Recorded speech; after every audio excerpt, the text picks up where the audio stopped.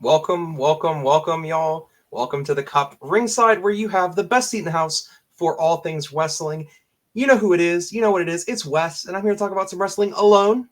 I'm alone today, so I'm going to be giving the recap of last night's Raw all by my lonesome, but there's more than enough to cover, even by myself. But before I get into that, I would like to talk about a few things. First of all, if you haven't subbed to the CUP or any of our affiliates, we would be super happy if you would. It takes a lot of effort and time from all of us to put some effort into content. So if you are watching and you're like, hey, I have time, let me leave a like, let me leave a comment, let me leave a sub, your boy appreciates it. We all appreciate it here at the CUP. And so if you have some time for that or you have time for other shows, super thankful. And of course, we do have some merch. And so a quick plug there to Lana G Creations. If you want to go and hit up some CUP mugs, some other stuff's on the way. We've got options. Go take a look. But we got to talk about this night Raw. So, of course, just like most of our Raws, it opens up with our boy Drew McIntyre opening up the entire show. And he is about to begin to talk about his rightful win that's going to be coming in 5 days on Saturday at Clash at the Castle. But of course, our reigning champion, Drew, saw our boy from the Judgment Day, Damian Priest, Senor Priest, walk in, conqueror himself, belt taker himself. He walks in, they have an exchange, lasts for a couple minutes. It is the same, who are you? We don't care. You cashed in, you aren't a real champ, and in 5 days I'm going to prove that. And of course, we had the normal back and forth, but something changed when Senior Money in the Bank decided through a unique stipulation to have Finn Balor, lackey of the Judgment Day, if you could call him that, face Drew McIntyre tonight in tonight's main event for the stipulation that the Judgment Day cannot be at ringside for Clash at the Castle. So it'll be a one-on-one and no faction funny business involved. Now, this completely has nothing to do with the CM Punk of it all, which anyone who knows anyone has been knowing that CM Punk has been giving Drew a living hell. He didn't show up on tonight's Raw. Sorry to disappoint CM Punk fans, but he might show up at Clash at the Castle. We will have to see. And that was pretty much all that happened there. But then, funnily enough, we did get some crazy backstage shenanigans with the Judgment Day, and more importantly, talking about earlier on when we had another Liv moment. For anyone who has not been watching Raw recently, Liv Morgan has for the last 3 weeks been taking a liking to Dominic, of course, with reasoning that she is going to take everything from Rhea Ripley, including her mans. Wow. But it continues as Liv finds a way to gracefully get put atop Dominic, and she delivers the killer line that he should never be in a relationship with anyone where he has to call him mommy. Instead, he should be daddy. I kid you not. So things are heating up there, including Liv giving him a pass, a hotel pass to her hotel. I mean, the hotel key card is even in play, which happens to be prolonged throughout the entire Raw, of this key card going missing, getting taken, and then going missing again. Although thankfully the second time we do get to see maybe the potential culprit. So we'll speculate that more at the end. But we get to see the Liv and Dom drama continue. But we have to continue on because the first real match of the night appears with Io Sky versus Lyra Valkyria. Io has been extremely upset after she lost the championship and had to join Queen of the Ring, and was not able to even win that, and she blames Lyra Valkyria, obviously, because Lyra knocked her out of that tournament. And so this was their blood feud rematch. We got a good match. We had a couple scares. Lyra almost won the way that she was able to beat Io Sky before with a roll-up, the kind of a sneaky way to do it, but she almost won there. And she would have won with a finisher connecting right on top of Io, but thankfully for Io Sky, Damage Control had her back and was able to completely get her out of the pinfall. And from there, Io dominated, getting that 1-2-3 and getting a pretty good win. There was hair pulling involved. There was cheating involved on Damage Control, but the ref never saw it. So you know how those heel victories go. She be winning and kind of gets her comeback. But you will be able to see that Io was not too happy, because I'll just cut a little bit further. Later in the night, we see Io Sky go absolutely crazy, ends the entire rant with that Damage Control needs a change, and then storms off. So, expecting changes for Damage Control. We can speculate on what that's going to be. Of course, Dakota Kai is a part of the reason why she was able to succeed tonight, but maybe things are rocky there with her knee continuing to give her trouble. Asuka now has an injury, so we'll have to see what Io's going to do with Damage Control. But, of course, we have to move on. This is, of course, when one of the many Judgment Day clips are played with the room key discussion. Damian comes in wondering about the whole thing. We still don't know where Dominic is on this, because he was given this key, but he wasn't really into it, or wasn't really showing that on the surface. We didn't get that smile like we got a week before that kind of maybe showed that things were mutual there. And we'll see what happens there. To discuss the key, and then the key goes missing. Maybe Dom picked it back up. Maybe someone else took it. Carlito, funnily enough, though, did say the line when Dom revealed the room key that is cool. So we at least know that Carlito is down on the Liv train. We'll see what further comes from that, but we're going to see where this goes into Clash at the Castle. Is Liv going to get involved with McIntyre, being that the Judgment Day can't, be there potentially? Or is she going to be joining the Judgment Day? These are all kind of thoughts that are going on in the middle of the night.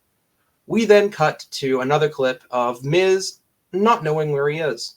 Miz is looking around, looking for R-Truth, and he cannot be seen. He bumps into a bunch of people asking, have you seen R-Truth? Have you seen R-Truth? He bumps into Sammy, and then the camera pans away from Miz and follows Sammy, as then Sammy goes and bumps into none other than the Alpha Academy, which, for those who haven't been watching the product a little of recently, there's been this whole angle with Sammy and Chad Gable and the Alpha Academy, where Chad has been not the kindest to his fellow peers out the Alpha Academy, if you ask me. And Sammy has been taking notice of that. And just like any good babyface would, he has been trying to convince members of Alpha Academy to maybe turn the other leaf, move on from Chad Gable, that they don't have to take this kind of abuse, kind of playing into the Sami Zayn bloodline storyline. Because, if anyone knows about being, abused in a faction, it might be Sammy. But they talk, and it seems that, again, Otis views Chad as family. The rest view him as family, and they're not going to give up on family. And, of course, later tonight, we are going to get to see Otis versus Sami Zayn. So those answers will be resolved soon. But it looks like Otis is going to have to take down Sammy or turn on Chad tonight. And so that's kind of what they're setting up there. And from there, we move to a small teaser for Ludwig Kaiser. It was actually a good teaser. If you didn't get to see it tonight, I would recommend watching it. It just talks about how Ludwig Kaiser has been on a little bit of a tear recently. He's more than just the ring general's mouthpiece, and he has been stacking win after win after win. And it looks like he is going to be one of the major people being pushed for Money in the Bank. And so that's what we got from Ludwig Kaiser tonight. We didn't get to see a whole lot of other Imperium stuff, but it was good to see that they're giving Ludwig Kaiser a bigger role than just a mouthpiece, because he's very good at wrestling, which everyone probably knows.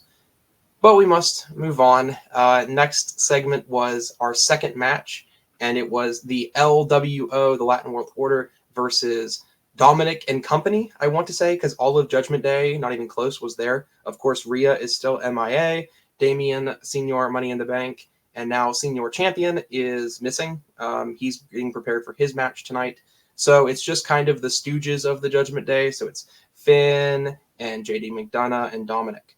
And they are fighting the LWO, which has been reduced after the other two's disappearance down to just Dragon Lee and Rey Mysterio. And so they called in a third man. The big man, Braun Strowman, is going to make an appearance tonight. So it was a pretty crazy match. The action was good. We get to see two luchadors. I mean, hard to make a two lucha match bad. We got a lot of high flying. We got a lot of action. Of course, I will own up to my Rey Mysterio takes that I have had previously of like, well, he's kind of old. He didn't do that bad in this match. It's just really hard because anyone who watched him in like the early 2000s products know the speed and tempo in which he used to wrestle. And I could kind of feel the slow back this entire match. It wasn't the fastest match, but it was well wrestled.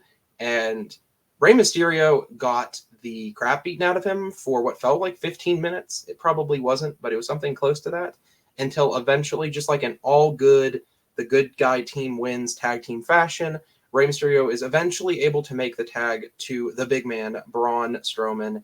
And Braun Strowman just runs around the ring. It takes out all of Judgment Day. This is when the Liv segment takes place in this match of Liv being able to jump on top of Dom and all of that ensuing. But while that happens, Braun is able to take everybody out. He is able to tag in Dragon Lee, and then Dragon Lee does the whole luchador stands on big man spot, and then splashes down on top of Judgment Day 1, 2, 3, and we get another LW victory. Now, before I go in, okay, is anyone, and maybe it's just me, is anyone tired of seeing this LWO versus Dominic Mysterio thing? Is it just me? We've seen it the last, I don't know, maybe 4 times over the past 2 months, and it's been LWO victory, LWO victory, LWO victory, LWO victory. How many times do you have to teach your son a lesson or deal with the Judgment Day before like this beef is squashed? And it doesn't have to be squashed because they become amicable. It can just be squashed because you keep winning. I mean, low key, it's not even the Judgment Day's fault. I blame kind of the direction for the LWO because they're taking all these wins, all this momentum, and they just keep fighting the Judgment Day. LWO needs to take this momentum and run with it. I love Zelina Vega. I love Dragon Lee. Love Rey Mysterio.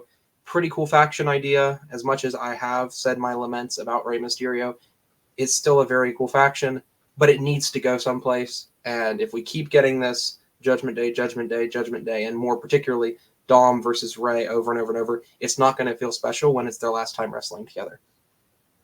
That's all. Rant ended. Now, we get a tease coming up. And by the way, this is a very important tease, so stay tuned for this match. It is Ilya Dragunov versus Braun Breaker. I'll have more to say because this is coming up a little later in the night and I want to save it. But this is a very good teaser. And if you haven't seen the product, make sure to include this teaser in your watch through. And if you have, you know what this is building to. Very awesome teaser. Got me very excited for the match coming up. And after that, we took a little commercial break. And after coming back from said commercial break, we get the rest of the Sammy Chad segment, including the match with Otis. And so, of course, Sammy comes in, the Alpha Academy comes in, and this match is supposed to be Otis doing everything Chad commands. Otis is going to be a different animal today, a different beast, and he's going to put down Sami Zayn before their match at Clash of the Castle. The same thing happens, guys. The same thing happens that we've been seeing for the last couple weeks. They follow Chad Gable's directions. Otis is getting all sorts of splashes and good offense on Sami Zayn until Otis randomly gets fed up with it. Gets fed up with the orders daily, just every move being called out and being barked at him. So Otis gets upset, goes over, mouths off Chad Gable in the corner, and then all of a sudden, out of nowhere, Otis turns around into a haluva kick. 1, 2, 3. That's the match. Was like 6 minutes. Another squash. In the same format, Otis has lost his last 4 matches. Not to all the same people, but it's always been Otis is doing well. Otis either gets carried away or gets distracted by Chad Gable into the 1, 2, 3. I know we're leading up, and directly after this, we get some really good moments with Otis, but the match creativity has been a little lacking in this area, so I do have to call it out. But directly after the match, we get something really cool, which is, of course, Chad jumps in, starts beating up Sammy. Otis gets really upset, beats up Sammy too, but then after Chad's chewing and persistence, a couple slaps are thrown at Otis. Otis is mad. He raises a fist to Chad Gable for the first time, and Chad backs into a little corner, whimpering in the corner, hoping that Otis is not going to squash him like an insect. And Otis freezes, and then it seems that demon that possessed him is expelled somewhere. And so Otis backs down, gets out of the ring. Guys, Otis is fed up. We finally got to see Otis kind of raise a hand at the master. Eventually, we're probably going to see some type of rebellion from Otis. Maybe it's going to be a Clash at the Castle. I kind of hope it waits a little bit, so maybe we could see Chad Gable versus Otis for the Intercontinental Championship if Chad wins. It'd be a shame if Chad doesn't get a taste of singles gold right now. If he doesn't, I don't know if he ever will. So I would really like to see Chad win coming up at Clash of the Castle. But things are intensifying. Things are heating up. Even if it's through the same match over and over, the things out of the match are continuing to escalate. And so it kind of hides that samey type of result as we move on to Miz finally finding R-Truth. So he's been walking around in small backstage segments, asking different people, looking for R-Truth. He finally finds him walking out of a room. And of course, just like all the other R-Truth spots, something hilarity ensues. In this case, R-Truth walks out and, according to R-Truth, that he got a reading from a medium, and this medium has predicted, or fortune teller has predicted, that they're going to have a match tonight versus the APA. And of course, that's impossible.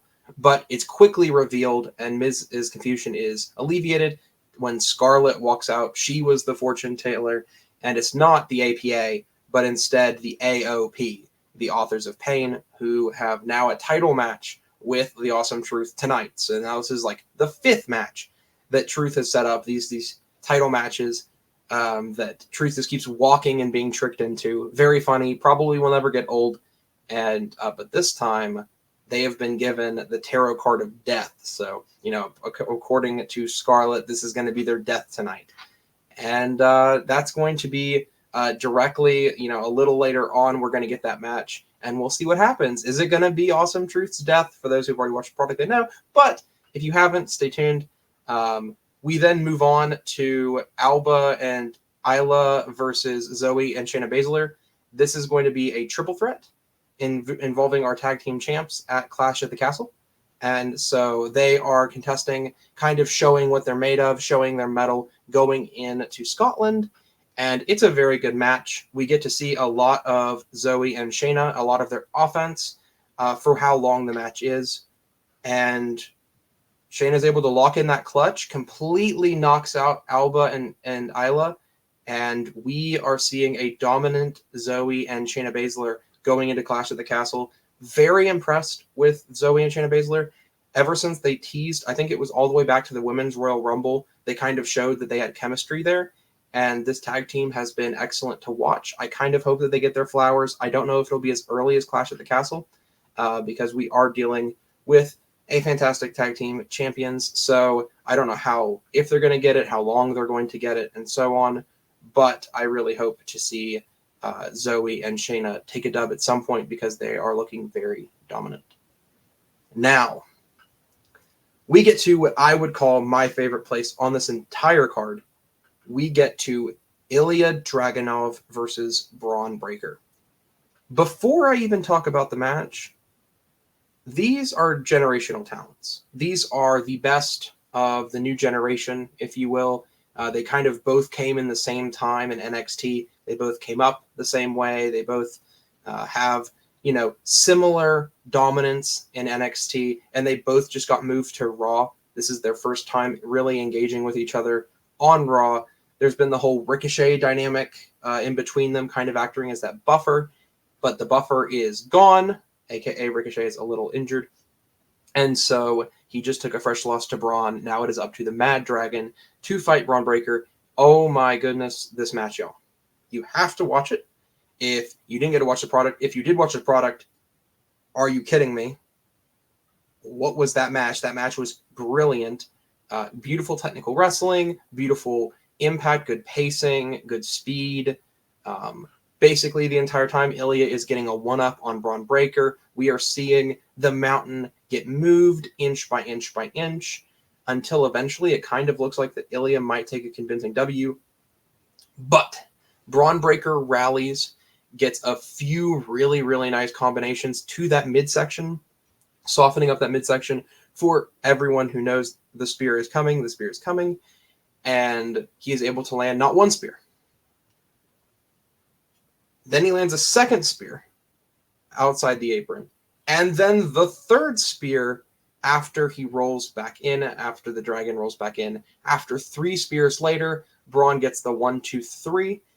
It builds on the squash mashes. Braun has now defeated the Mad Dragon. It was a very, very good effort by Ilya, but Braun is looking so dominant. I don't know where they're going to be taking Braun Breaker if it's not towards the title soon, but they're going to have to, they just keep feeding him. It almost reminds me of like a Brock Lesnar, of a Goldberg. He is going to be that next dominant thing. And for now, before he's winning everyone and beating everyone and winning every title, before all that happens, I'm really enjoying it. After, I might get a little bit more fed up if it keeps happening for like the next 15 years. But I don't even know because the technical wrestling is heavily there. And so I am very excited to see whatever they're going to do with Braun Breaker. But this is a great feud. I hope it keeps happening. But eventually the match ends. And of course, Braun has been going over the limit. So after this match ends, Braun is going to get a 4th spear on Ilya, obviously injuring him. Going to run all the way around the ring and spear him. When our boy Ricochet, injured Ricochet, lost to Braun Breaker Ricochet, hops out of nowhere, does a flying everything, and starts taking it to Braun Breaker, which saves Ilya's life? Like, not his life, but definitely saved an injury there.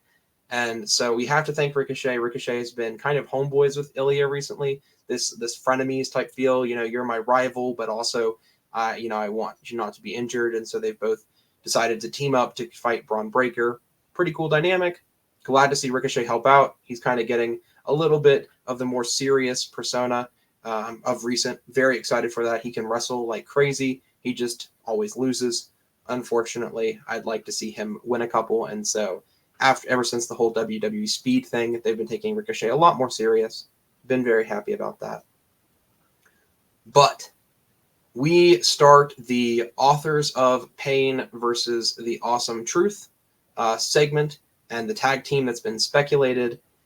While in the middle of that, while that's heading up, we get to see Ilya being taken away by Ricochet. And then all of a sudden, Braun Breaker cuts through, spears Ilya onto a table, and then Ricochet tries to beat him off. Eventually, the Brazen Bull takes and looks with death in his eyes over at Ricochet. And then pain ensues.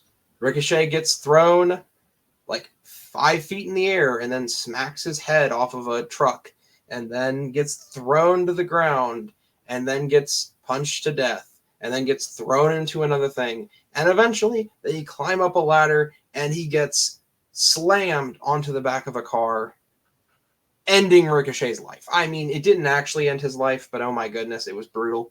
It was Braun Breaker being very brutal. And of course, everyone, all the referees and all the security get there the moment after the big impact happens. You know how it is. But we then move back to the AOP versus Awesome Truth match, which seems to be going AOP's way. Very dominant. I mean, as they said in the announcement, these guys are both 300 plus pounds. I mean, these guys are huge bulk muscle. And I love Awesome Truth, but they are both reaching their older parts of their career, and neither of them are extremely built or bulky. And so they are getting ragdolled, tossed around. It's definitely more in AOP's favor until the New Day, who has been feuding with AOP and the Final Testament, makes their appearance, is able to blindside the Authors of Pain, giving one opportunity to The Miz, who gets a really, really quick roll-up and a surprise win, keeping the champions. The Awesome Truth take the dub over the AOP, who have been rolling. The Authors of Pain have been rolling through the last the last couple weeks. I'm kind of sad to see it because, I like Final Testament. I'm very happy to see that they're being taken seriously, but I can't be mad.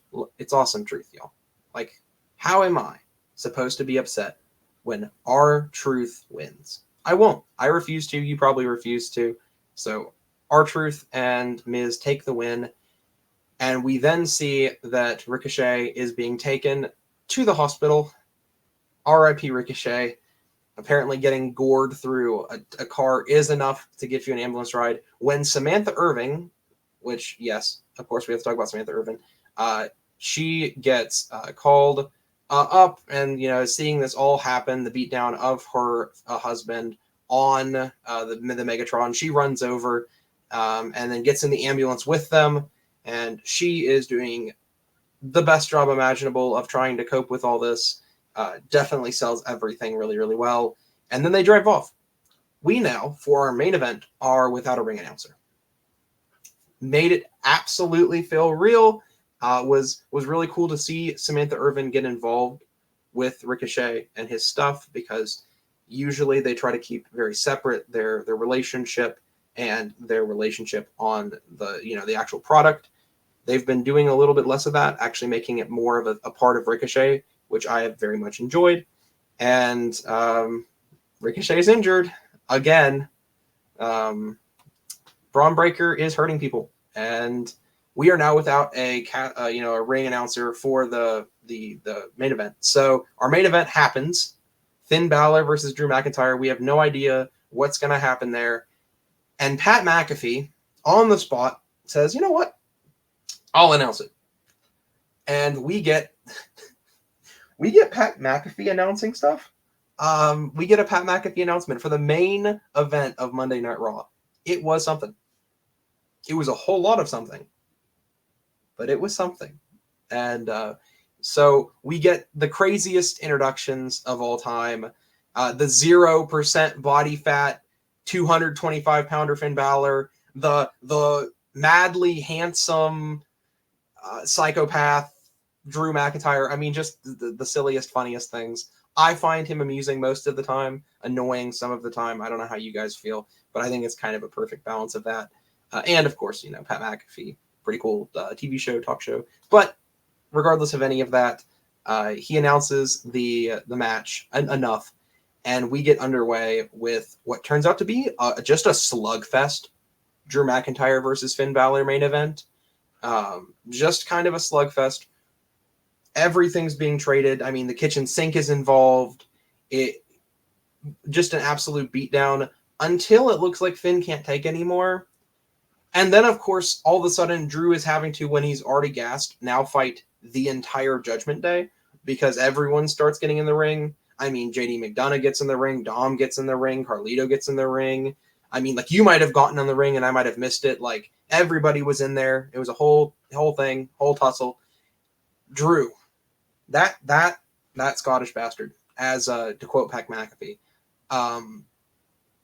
he just takes him. Brogue kicks one, slams the other, Brogue kicks another one, and it looks like Finn might be able to capitalize, but when he does, Drew McIntyre reverses it into another Claymore, not a Brogue kick. I'm confusing. That's an Irishman. We're talking about Scotland here. But we get Claymores all around. Everyone in Judgment Day gets a free Claymore. Claymore for you, Claymore for you. Feeling like Oprah out here, because everyone be getting a Claymore.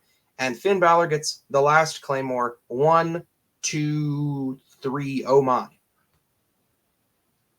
We are not getting Judgment Day interference at Clash of the Castle. At least according to stipulation, but because that was our main event. That was everything that happened on the show. But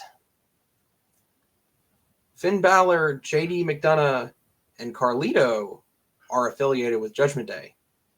There is still 2 people who could show up either to help Drew McIntyre or our senior champion, and that is Liv Morgan and CM Punk.